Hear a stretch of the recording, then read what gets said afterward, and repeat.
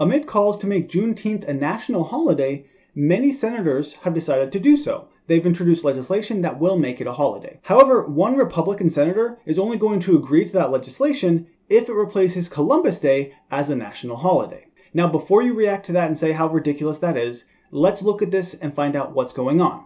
First, let's start with Juneteenth. You probably already know what Juneteenth is, especially right now because it's getting so much attention, and rightfully so. But in case you don't, let's briefly look at this article from the New York Times. So they point out that Juneteenth, which was June 19th, 1865, was the day that the last slaves were essentially freed in the United States. 2 months following the end of the Civil War, Texas was informed that the Civil War had ended, and so the Emancipation Proclamation was in full effect. So it just stands to reason this should be a national holiday. Honestly, it should not have taken 160 years before this was taken seriously. If you look at this article, however, from the Daily News, where it says Republican senators propose replacing Columbus Day with June 19th for fiscal reasons, and then they say it's all about the Benjamins, you might conclude that the only reason Republican senators are backing this legislation is because it will save money. But that's not the case at all. You see, a bipartisan bill was sponsored by Republican Senator John Cornyn.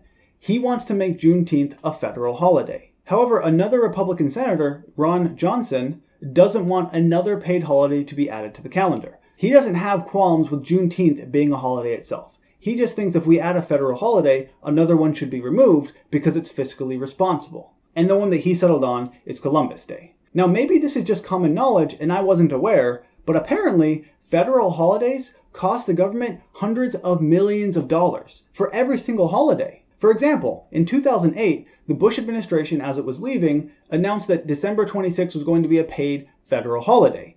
And it's estimated that that one day alone cost $450 million.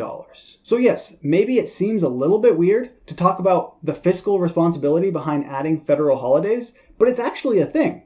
The original sponsor of the bill, however, Cornyn, said that swapping in Juneteenth and cutting out Columbus Day dilutes the message we're trying to send, which is one of being respectful and honoring and remembering our history. So the original bill to make Juneteenth a national holiday is being essentially written by Cornyn, Markey, and co-sponsored by people like Cory Booker, Kamala Harris, Tim Scott, and Susan Collins. It is 100% a bipartisan bill. Again, the qualms that Ron Johnson had was not about making Juneteenth a holiday. It's because adding another federal holiday costs money. So all in all, it seems very likely that in the near future, Juneteenth will in fact be a federal holiday. And I hope it is. I'll admit, I didn't know about Juneteenth until this year. It's not until all of this happened that I finally learned about what Juneteenth was. And honestly, that is not acceptable. I know I'm not the only one like that. It should be a federal holiday because at the very least, it'll help us learn about our history. We all know about Independence Day, July 4th, but Juneteenth is arguably just as important. Now, before I go, I do just want to point out that the bill, as we already saw, is bipartisan. So if you see people talking about how Republicans